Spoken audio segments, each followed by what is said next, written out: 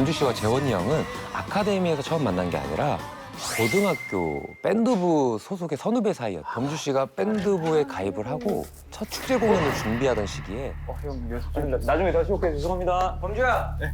나 연습 다 끝났어. 들어와. 들어와. 연습을 하다가 범주 씨 왔다고 해서 선뜻 연습실을 내어준 거예요. 야 연습 많이 하고 그리고 정리만 좀 잘해. 네, 알았지. 갈게. 네, 형 감사합니다. 야 노래 기대한다. 아 감사합니다. 네 들어가세요. 아 진짜 내가 선배 하나는 잘 뒀다 생각하면서 형을 배웅하고 혼자 연습을 시작하는데 마른 하늘을 달려 나 그대. 범주 씨가 방금 부른 그 파트를 누가 따라하는 소리가 들리는 거예요. 주변을 살펴봤는데 아무도 없는 거예요. 마른 또 소리가 들리는 거예요. 안 되겠다. 일단 나가자 싶어서 집에 가자. 앰프 끄고 연습실을 나가려는데 순간 천천히 가. 핸드폰 켜서 이 불빛에 의존해서 더듬더듬 연습실 문을 찾아가고 있었는데 분명히 꺼진 앰프에서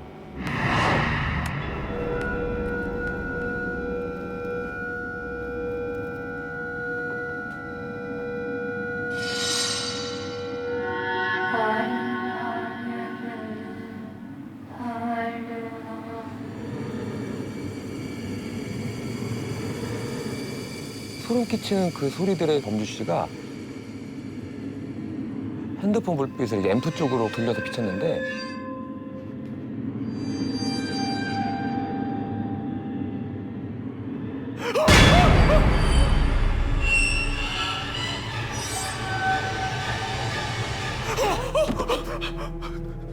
누구세요? 대답을 하지 않고 범주 씨를 쳐다보는데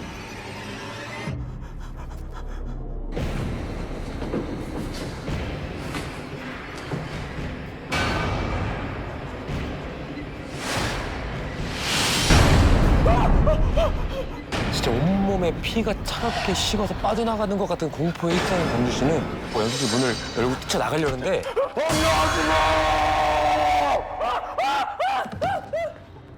간 떨어질 뻔했잖아. 뭔데? 아 왜 갑자기 소리를 지르고 그래? 정신을 차리고 보니까 그 기괴한 얼굴을 온데간데 없이 이어폰을 빼든 채 황당한 표정으로 서 있는 원래의 모습의 재원이 형이 보인 거예요. 그래. 아 나야. 뭔데? 야. 범주야, 이범주. 야 일어나봐. 근데 이제 문제는 이런 일이 이렇게 한 번만 있었으면 아 뭐 내가 헛걸 봤구나 이렇게 싶을 텐데 이 일 이후로도 재원이 형하고 마주쳤다 하면 기본적으로 가위에 눌리고요. 심할 때는 이게 사람인지 귀신인지 모를 이상한 것들을 자꾸 보고 느끼게 되는 거예요. 유독 형을 만날 때마다 이상한 일을 겪으니까 어쩌다가 재원이 형과 마주쳤다 싶으면 재원이 형을 좀 피해 다녔다고 합니다. 이제 그러다가 형이 졸업하고 다시는 만날 일이 없을 줄 알았는데 아카데미에서 다시 만나다 보니까 근데 거기다 MT까지 같이 오게 되었으니 솔직히 좀 겁이 났다고 하더라고요. 아, 그 내가 예민해져서 그런 꿈을 꿨나 보구나 하고 생각이 들었는데 낮에 노는 동안은 또 별일이 없는 거예요. 그러니까 또 이상한 일이 뭐 있겠어. 그래, 신경 쓰지 말자 하고 잘 놀다 보니까 이제 어느새 밤이 되었습니다. 다 같이 이렇게 둘러앉아서 게임도 하고 술도 마시고 하다가 내가 무서운 얘기 해줄까? 이 친구가 실제로 겪은 일인데 그건 살목지라고 알아. 살목지요? 그런데 한창 분위기가 무르익을 때쯤에 범주 씨 눈앞에 이상한 게 보이는 거예요. 근데 왜 저기 저런 그림자가 있지? 거기는 건물도 나무도 없어서 창밖으로는 그림자가 질 게 없었거든요. 그래서 저게 뭔가 하고 이렇게 실눈을 하고 이렇게 더 자세히 봤는데 그 그림자가 점점 커지는 이 방 안을 까맣게 덮더래. 잠깐만, 저게 지금 내 눈에만 보이나? 싶어갖고 주변 사람들을 빠르게 훑어봤는데 범주 씨 바로 옆에 있던 동기가 얼굴이 사색이 되어서 저게 뭐야?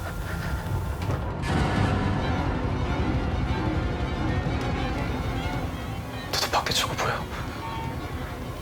밖에? 아니야, 내가 말한 건 재원이 형 말한 건데. 재원이 형? 재원이 형 하고 시선을 돌리니까 재원이 형 주변에 주위 어둠보다 더 시꺼먼 형태의 세 사람 형을 둘러싸고 서서 내려다보고 있는 거예요. 그 모습을 같이 본 범주 씨랑 그 친구가 잔뜩 겁먹은 그때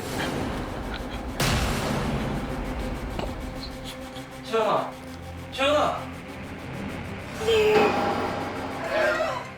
갑자기 형이 엄청 괴로운 표정으로 쓰러졌는데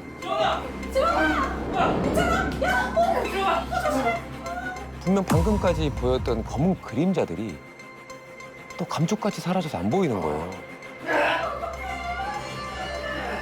둘이 서로 멍하게 이렇게 바라보고 있다가 문득 정신을 차리고 보니까 아, 재원이 형은 괜찮나? 생각이 들더라고요. 그래서 진정해. 방 쪽을 조심히 들여다보니까 여전히 열이 안 내리는지 정신 차려봐. 온몸에 땀범벅이 되어서 호흡도 가쁘게 막 내쉬고 있는 거예요.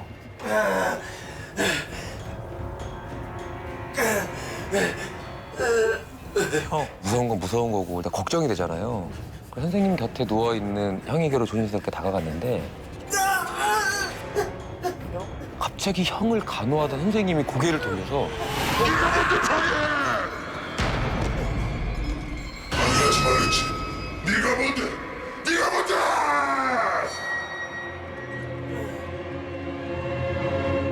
경극할 때 이제 계속 얼굴이 바뀌는 것처럼 사천왕상들이 다 합쳐진 얼굴에 그런 표정인데 우선 일그러져 있고 찌그러져 있고 화가 나 있는 그런 표정으로 눈빛으로 이제 저를 죽일 것 같은 그런 표정이었어요. 그때 그 선생님 뭐라고 하신 거예요? 이런 식으로. 근데 중요한 건 그 시간이 지나고 나서 선생님은 난 돌아보지도 않았고 난 계속 얘 돌보고 있었어. 무슨 소리 하는 거야? 라고 하니까 진짜 돌아버릴 것 같았죠. 그리고 나서 이제 이게 무슨 납인지 뭔지도 모르겠어요. 그냥 팔랑팔랑거리면서 창밖으로 나갔는데 그 이후로 그냥 아무 일도 없었던 것처럼 모든 공기가 편안해지고 아프던 사람도 갑자기 열도 내리고. 형의 얼굴이 편안해지자 사람들은 아우, 다들 다행이다 하고 이제 안도를 했습니다. 하지만 범주 씨와 친구는 넋이 나간 채 서로 아무 말도 못했다고 합니다.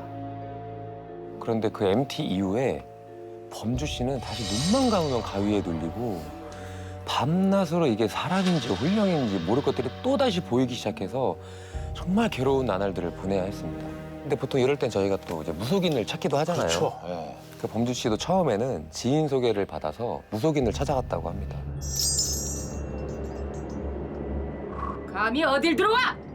근데 어떤 사람은 보지도 않고 그냥 돌아가라고 하고 어떤 사람은 범주 씨 앞에서 무릎을 꿇고 가달라고 막 사정을 했대요. 해결할 방법을 찾기는커녕 오히려 무속인들로부터 거부를 당한 거예요.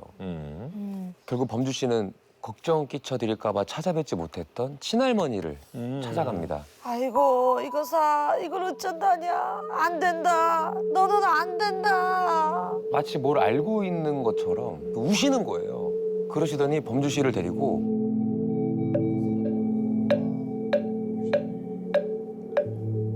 어릴 적부터 배웠던 큰 스님께 데려가시더라고요.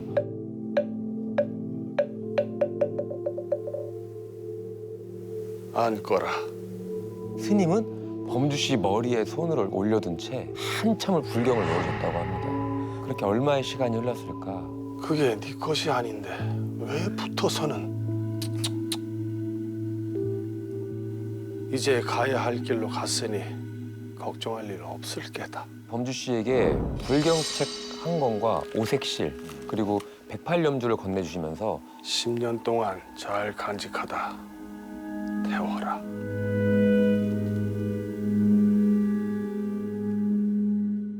그 덕분인지 범주 씨는 10여 년이 훨씬 넘은 지금도 무탈하게 잘 지내고 있다고요. 효과가 있었네. 3년 전에 범주 씨가 매년 스승의 날에 그 MT에 갔던 선생님을 찾아뵙고 있었거든요. 그런데 선생님께서 정말 믿기지 않는 이야기를 저한테 해주신 거예요. 범주야, 너 재원이 얘기 들었니? 네? 재원이가 무당이 됐대.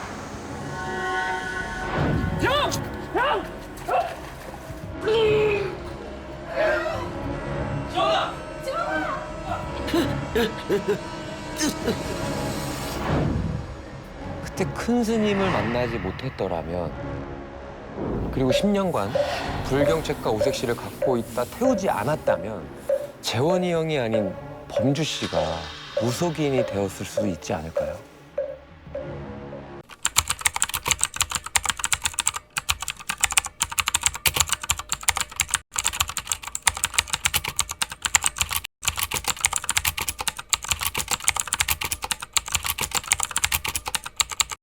이 이야기는요, 지금으로부터 18년 전 제가 21살 때 받았던 한 통의 우편으로부터 시작됩니다.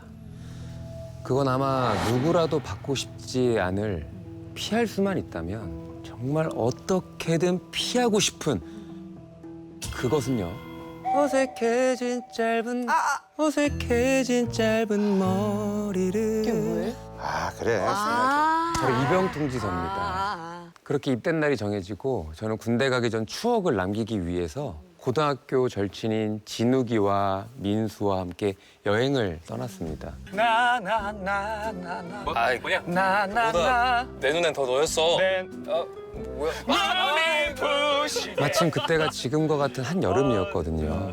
저희는 강원도 인제의 한 계곡에서 1박 2일을 보내기로 했습니다. 그런데 저희가 새벽부터 출발했는데도 불구하고 도착해 보니까 사람이 많아도 너무 많은 거예요. 근처 다른 계곡을 가봐도 사정은 마찬가지였고요. 휴가철이라 그런지 어딜 가도 사람이 꽉꽉 들어가 차 있더라고요. 거기다가 에어컨까지 고장 나갖고 찜통 같은 차를 타고 무려 7시간을 버티고 왔는데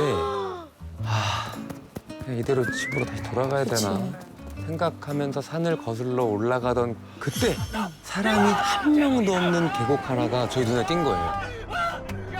그래서 가서 보니까 그늘도 많고 물 깊이도 적당해 보이고 좋다 여기다 싶어갖고 바로 짐을 풀려는데 야, 잠깐. 우리 여기 말고 다른 데서 놀자. 빨리 때. 아, 그래. 여기 물도 별로고 그늘도 없고 별로 마음에 안 들어. 야, 이 정도는 괜찮지. 그냥 우리 좀 다른 데 알아보자고. 야, 7시간을 찾았는데 뭘 딴 데 찾아? 아니, 아무튼 여긴 안 된다니까, 좀. 그래서 민수랑 저는 잠시 벙찌는 상태로 서로 이렇게 쳐다봤죠. 학교 다닐 때는 말수도 없고 차분하기로 유명해서 선비라고 불렸던 진욱이가 이렇게까지 화를 내는 게 좀 이상했거든요. 하지만 이미 주변에 있는 계곡이라는 계곡은 다 둘러봤지만 갈 데도 없었고요. 그래서 진욱이를 좀 협박도 해보고 애원도 했죠. 그리고 한참의 실랑이 끝에 알겠어. 어쩔 수 없다는 듯이 한숨을 푹 내쉬더니 지금껏 한 번도 본 적 없는 진지한 얼굴로 저희한테 당부를 하더라고요. 아, 그럼 너희 하나만 약속해. 그 깊은 물에는 절대로 들어가지 않기다. 애도 아니고. 알았어. 내려, 빨리 내려. 너 일 안 하려고 그러지. 빨리 내려, 빨리. 빨리 내려.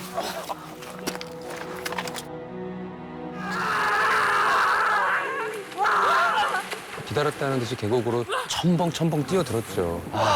근데 진짜 얼음물에 빠진 것처럼 더위가 싹 가시더라고요. 그렇게 저랑 민수는 한껏 시원한 계곡물을 즐기면서 논 반면에 진욱이는 뭐가 그렇게 못마땅한지 계곡에는 한쪽 발도 담그지 않고 있는 거예요. 야, 우리 잠수 내기하자. 지는 사람 저녁에 설거지하기다. 저것을 왜 야비하게 하지만 진짜 정직하게 하자 우리. 정직하게. 자, 안 들어가면 하는 거야. 오케이. 자, 하나, 둘, 셋. 이렇게 신호에 맞춰서 물에 머리를 푹 하고 담갔습니다. 30초, 40초. 진짜 필사적으로 하는 겁니다. 더 이상은 못 버틸 것 같은데 싶은 그때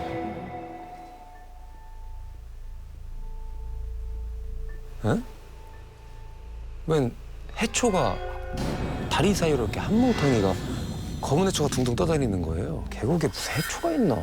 이상하다 이렇게 생각하고 있는데 다리 사이로 쑥 들어오는 거예요.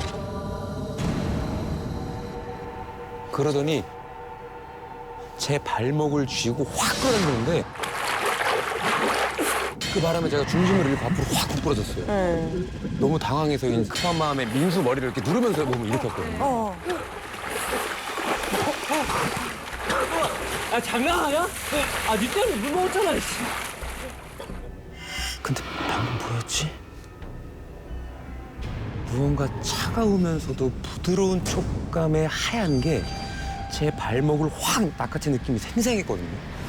그런데 다시 보니까 물속엔 아무것도 안 보였죠. 방금 뭐였지? 하고 계속 이렇게 물속을 들여다보는데 잠깐만. 괜찮아? 웬일로 진욱이가 물에 들어오는 거예요. 근데 얘가 저를 쳐다보는 게 아니라 저랑 같이 물속이랑 주변을 돌아보는 겁니다. 제가 뭘 말한 적도 없는데 그러더니 뜬금없이 저희 보고 너 이거 배고프지 않아? 내가 라면 끓여줄게. 라면 먹자. 좀 가자. 그러면 좀 쉬다가 놀자. 빨리 나와. 뭐 잠깐 뭐 쉬었다 놀자 하면서 물 밖으로 나갔습니다. 사실 진욱이가 라면 하나는 또 잘 끓였거든요. 그래서 이제 맡겨두고 저는 가만히 바위에 앉아서 몸을 좀 이렇게 말리고 있었습니다. 또 이렇게 있으니까 또 바람도 시원하고 또 물소리도 좋고 새소리도 들으면서 이렇게 앉아 있으니까 솔직히 입 대고 뭐고 그냥 온갖 그치. 근심이 사라지더라고요. 그렇게 가만히 계곡 쪽을 바라보고 있는데 그날 햇빛이 좋아서 그런지 유독 이렇게 수면이 반짝반짝하면서 예뻐 보이는 거예요.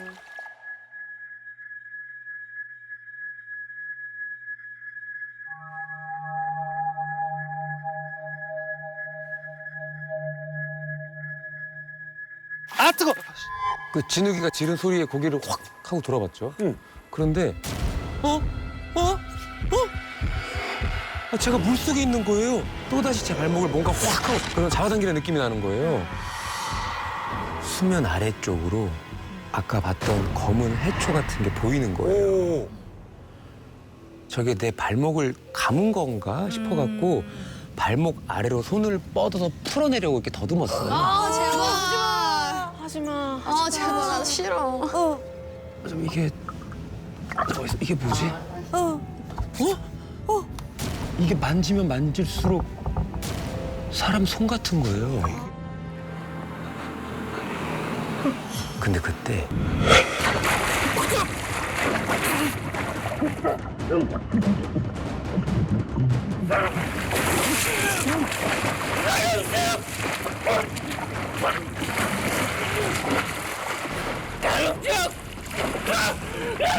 친구들을 부르는데 입속으로는 물이 들어오지. 근데 호흡은 점점 더 가빠오지.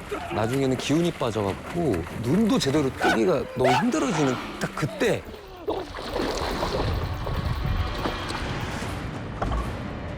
눈앞에 애들이 이제 튜브를 던져준 거예요. 야 튜브 잡아 튜브. 정말 운임을 쥐어짜서 미친 듯이 팔을 내주어서 겨우 이렇게 튜브를 잡을 수 있었습니다. 그때 제 발목을 움켜쥐고 있던 그 힘도 쓱 이렇게 풀리는 느낌이 들더라고요. 야 괜찮아? 숨을 헐떡이면서 물 밖으로 나와서 마셨던 물 다 토해내고 친구들은 또 괜찮냐면서 한마디씩 건네는데 이게 방금 겪은 이 일이 꿈인지 생신지 말도 쉽게 안 나오는 거예요. 한참을 주저앉아 있다가 겨우 입을 열었습니다. 나 아까 물속에서. 대성아. 일단 일어나. 부축해줄게. 갑자기 진욱이가 제 말을 끊고는 저를 이렇게 세우는 거예요. 뭐 당신 저도 정신이 없어갖고 이제 진욱이를 따라서 그냥 제 텐트로 들어갔죠. 그래서 들어가서 이제 깜빡 졸았는지 자리에서 일어나 보니까 또 제 텐트 안에 있더라고요. 그러니까 밖은 조용하니 벌써 깜깜한 밤이 되어 있더라고요. 그래. 그래서 또 저도 그냥 다시 자자 하고 이렇게 누웠는데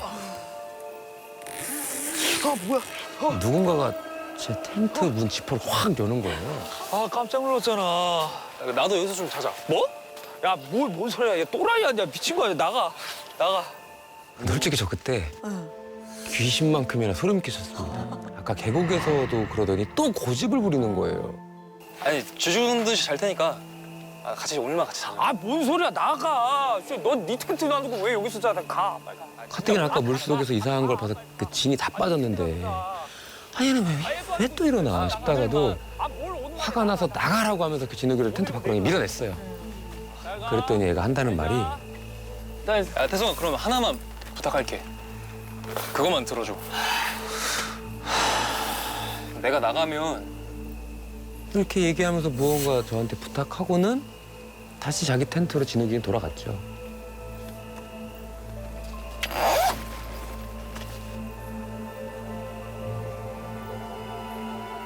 그러니까 이쯤 되니까 저는 여행이고 뭐고 그냥 날 밝으면 빨리 집에나 가자 이렇게 생각하고 다시 잠에 빠져들었죠. 그렇게 얼마나 지났을까. 갑자기 몸에 이렇게 으슬으슬 한기가 들고 텐트 내부가 물에 흠뻑 젖은 것 같은 이런 답답함이 드는 거예요. 야 김태성 자냐? 문 좀 열어봐. 줄 거 있어. 이번엔 또 민수가 찾아오는 거예요.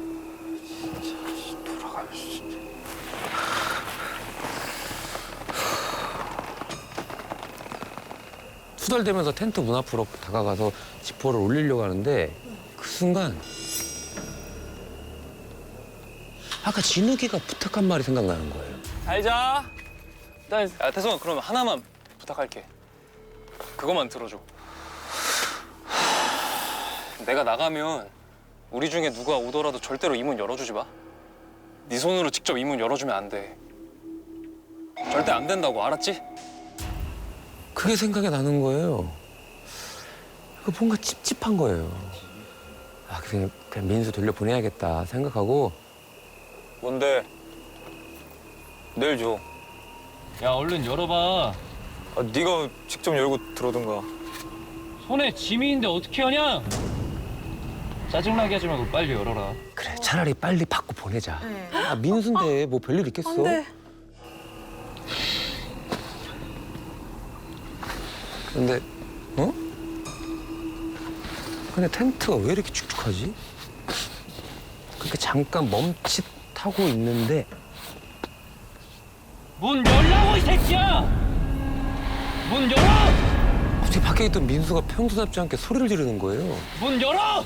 순간 너무 섬뜩한 느낌에 이게 민수가 봤나 싶어서 제 텐트 옆에 창문에 그 살짝 열린 틈으로 이렇게 밖을 보니까 민수가 아닌 거예요. 물이 뚝뚝 떨어지는 머리카락과 긴 원피스를 입은 누군가가 서 있는 겁니다. 너 누구야? 너 민수 아니지? 갑자기 귀가 찢어질 듯하게 크게 웃더니 태성아 문 좀 열어봐. 문 좀 열어줘. 문 열어! 갑자기 모든 친구들이 목소리를 서로 내면서 자꾸 문 열라고 소리를 지르는 거예요. 문 좀 열어보라고! 너무 당황한 제가 아무 소리도 못 내고 가만히 있자 마치 원래부터 아무 일 없었다는 듯이 주변엔 정막만 가득 쌓였고요.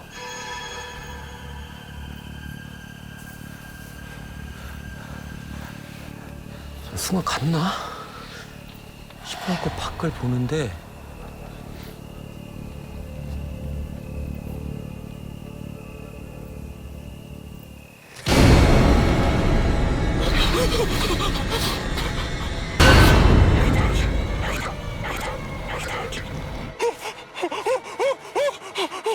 마치 저를 발견해서 기쁘다는 듯 웃던 그 여자의 젖은 머리카락이 살아있는 것처럼 점점 빠르게 제 텐트 안으로 들어오기 시작한 거예요. 저는 막 악을 지르면서 그 머리카락을 피해서 정신없이 텐트 끝으로 도망을 갔죠.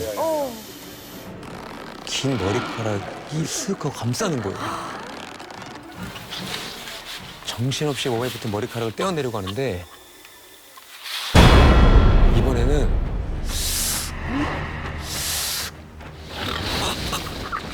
텐트가 움직이기 시작하는 거예요.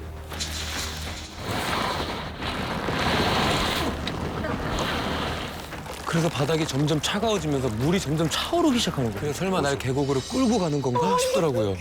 와 진짜 이렇게 있다가 꼼짝없이 죽겠구나. 난 죽었구나 싶었던 찰나. 혜성아! 혜성아! 야 이 새끼야! 안 떨어져! 텐트 밖에서 진욱이가 정말 있는 힘껏 고함을 질러대는 소리가 들린 거예요. 바로 다가올 수는 없는지 살짝 떨어진 거리에서 계속 소리를 지르는 진욱이가 텐트 쪽으로 뭔가 막 던지는 소리가 나는 거예요. 그러다 점점 더 크게 귀가 찢어질 것처럼 그 여자의 비명소리가 들리더니 이내 아무 소리가 들리지 않았습니다. 그런데 갑자기 지퍼가 쓱 하고 열리더니 혜성아 나야. 괜찮아. 그처럼 이제 진욱이를 붙들고 어린애처럼 엉엉 울고 말았습니다. 혜성아. 나만 본 거 아니야? 너도 본 거지? 나도 봤어. 그래서 진욱이는 한숨을 푹 내쉬면서 어렵게 이야기를 꺼내기 시작하더라고요. 나 사실 보통 사람들이 보지 못한 걸 보고 느껴. 그러니까 한마디로 귀신을 볼 수 있다는 거예요, 진욱이가. 그리고 이어지는 진욱이의 말은 정말 충격적이었습니다. 어떤 여자가 물을 뚝뚝뚝 흘리면서 네 텐트 주변을 기어다니더라고. 자꾸 네 텐트를 물가로 끌고 가서 내가 소리치고 쫓아낸 거야.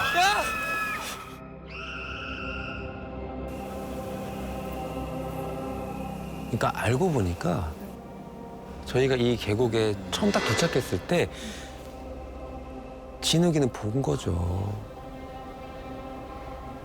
한 여자가 물에 꼿꼿하게 서서 둥둥 떠 있는 채로 저희를 계속 응시하고 있었대요. 저희가 물속으로 들어가니까 너무 기뻐갖고 막 입이 찢어진 채로 막 귀에 걸려 있다고 하더라고요. 근데 그 여자가 유독 너만 쳐다보더라. 그리고 널 보면서 찾았다 하더라고. 대체 그 귀신은 왜 하필 저를 물가로 데려가려고 한 걸까요? 그리고 만약에 진욱이가 그때 저를 구해주지 않았다면 저는 어떻게 됐을까요?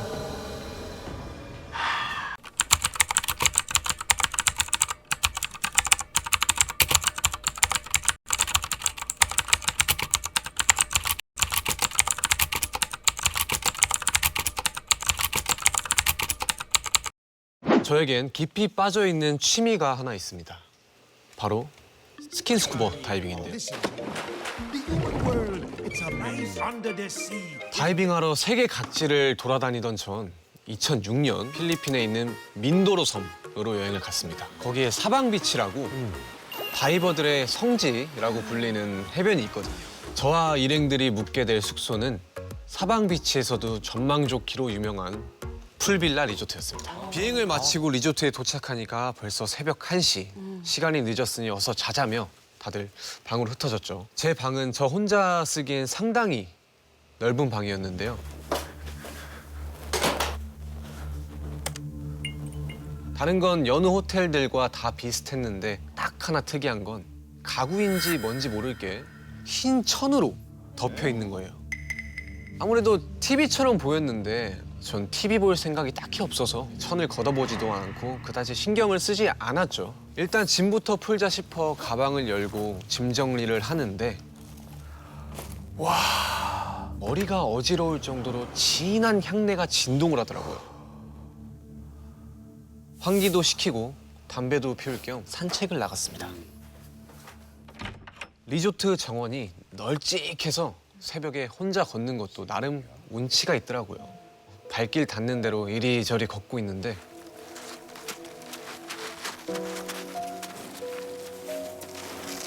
웬 나뭇잎 바스락거리는 소리에 주변을 둘러봤더니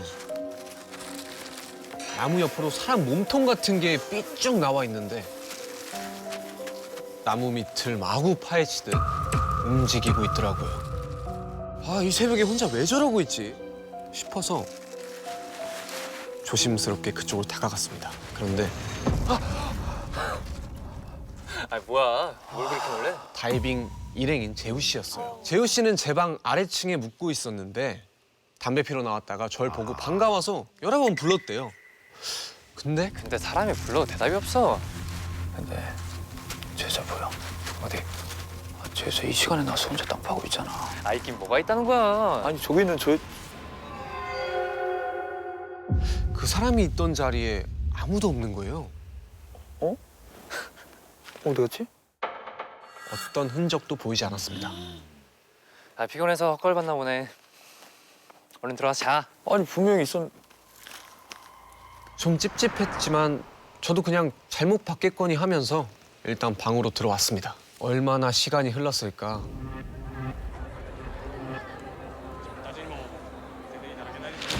복도에서 막 일본어로 웅성거리는 소리가 들리더라고요. 일본 관광객이 왔나 보다 싶었죠. 그래, 새벽에 체크인할 수도 있어요. 근데 각자 자기 방으로 흩어지면 조용해질 줄 알았던 그 소리가 10분이 지나도 20분이 지나도 계속 문 밖으로 들려오는 거예요. 저는 더 이상 못 참겠다 싶어서 자리를 박차고 일어나 문을 벌컥 열고 Hey! Excuse me! 근데 복도에 아무도 없었던 겁니다. 괜히 으스스한 기분이 들어서 저는 얼른 자리로 돌아와 억지로 잠을 청했습니다. 그렇게 겨우겨우 잠이 들었을 때였어요. 근데 일본인들이 떠드는 소리가 들리는 거예요. 내가 잘못 들은 게 아니었네. 근데 뭔가 나풀나풀 거리는 거예요.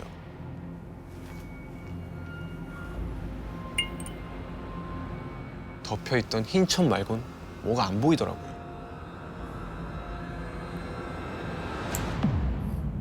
또다시 나풀거리는 무언가가 보이는 겁니다.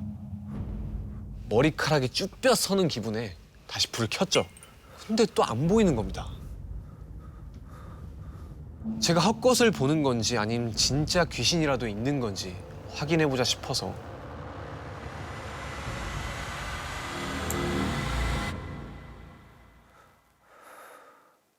이번엔 그게 보이지 않더라고요.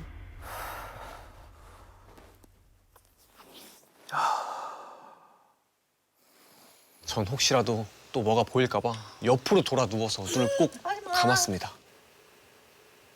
그런데 그때 공이 튀기는 듯한 소리가 나는 거예요.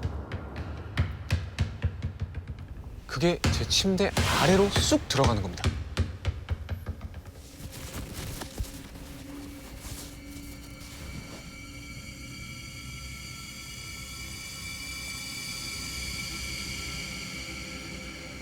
침대 아래 깜깜한 틈 속에 가만히 멈춰 있더라고요. 크기는 한 요만한 정도? 좀 더 자세히 보려고 빤히 그걸 쳐다보고 있는데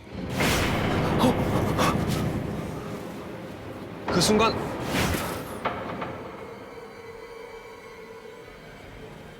그 둥근 물체를 더듬더듬 돌려가면서 만져봤는데 점점 울퉁불퉁한 감촉이 느껴지는 거예요.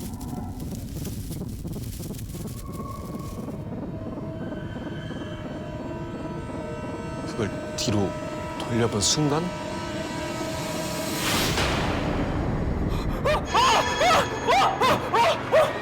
방을 뛰쳐나와 달려간 곳은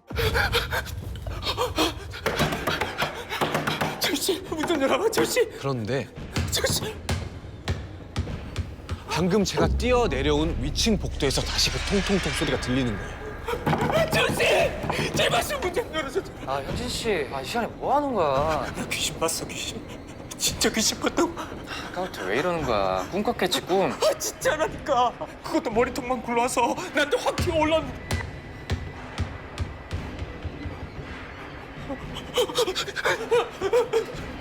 피곤해 죽겠는데 뭘 봤다는 거야? 도저히 제 방으로는 못 가겠어서 그 방 소파에서 자기로 했습니다. 그래도 마음이 안 놓이길래 현관문 쪽을 노려보며 경계를 늦추지 않고 있었죠. 그러다 한참 뒤에 저도 모르게 깜빡 잠이 들었습니다. 근데 이상한 소리에 저는 화들짝 놀라 눈을 떴습니다.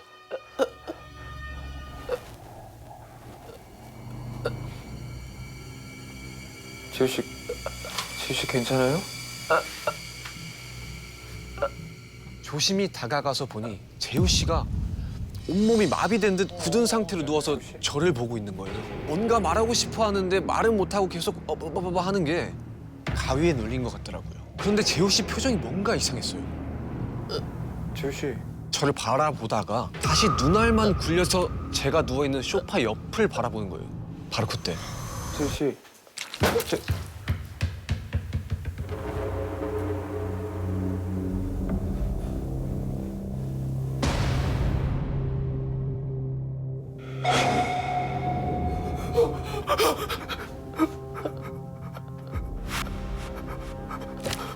그 순간 갑자기 어떤 손이 나타나서 그 머리통을 쓱 집어드는 겁니다. 마치 교회 성가대 복장처럼 하얀 옷을 입고 있더라고요.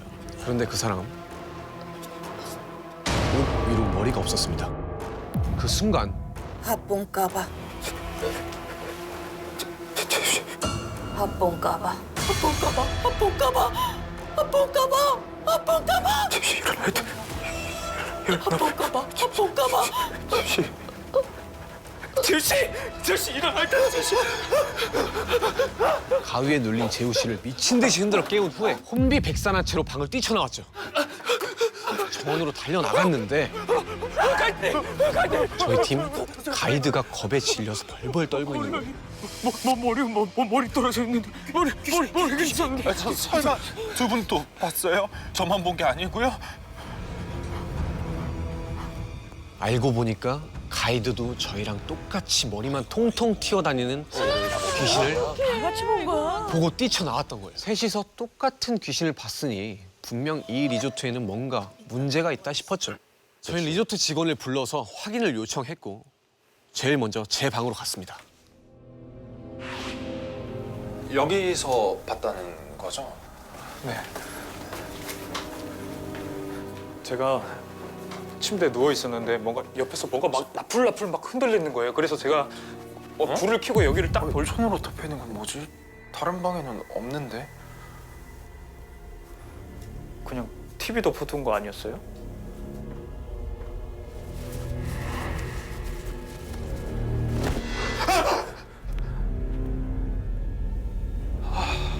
제사를 지내는 작은 제단이었어요. 그것도 향이 수북히 쌓여 있더라고요.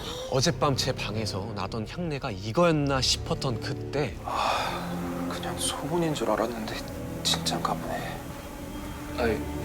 이게 뭔데요? 그 얘기를 듣는데 갑자기 떠오르는 게 있는 거예요. 바쁜가봐. 바쁜가봐. 바쁜가봐. 바쁜가봐. 바쁜가봐. 합본가봐. 합본가봐가 무슨 뜻이에요? 그래서 물어봤죠. 하품까봐? 너 일본인이냐? 라고 묻는 거예요, 필리핀 말로. 2차 세계대전 때 일본군과 미군이 그 섬을 쟁탈하기 위해서 엄청난 전투가 벌어졌대요. 그러면서 거기에서 많은 희생이 있었고 그 리조트 터가 거기서 사람들을 많이 이제 죽이고 매장을 했던 걸로 그 터가 알려져 있어요. 그게 진짜인지는 모르겠지만 거기에 고스트 유령 귀신들을 많이 봐서 현지인들이 거길 가기에 꺼리는 곳이라고 하더라고요.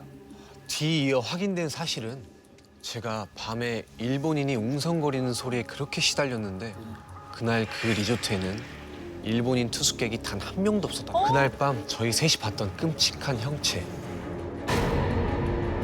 그건 정말 전쟁 때 목이 잘려 사망한 희생자의 혼이었을까요?